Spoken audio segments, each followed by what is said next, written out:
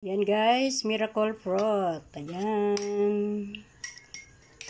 Magluto tayo ng miracle fruit.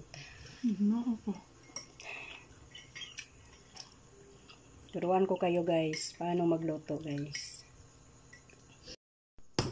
Yan guys, una, biyakin mo na. Yan. O, yan siya guys, ang laman. Itong laman guys. Ng miracle fruit. Ayan. Ayan guys, pagkatapos, kudkurin natin guys. Ganito siya.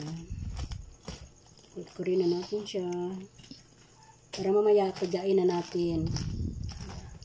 Ayan guys, ganyan na siya ngayon guys. Tapos nakudkud yan. Ayan guys, next, pigain nyo dyan guys. Pigain nyo, ayan. Ayan siya.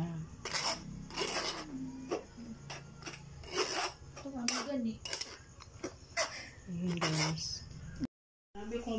Ayan na guys. Tapos na siya. Tapos isalang na natin yan sa apoy. Yan, ganyan na saya guys. Ganyan na. Tapos hinaan nyo lang ang apoy. Kunting apoy lang. Pag kumulo na siya, kunting apoy lang. Yan.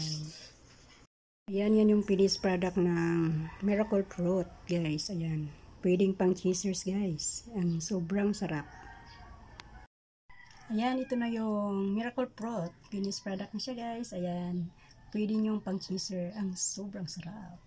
Bye bye.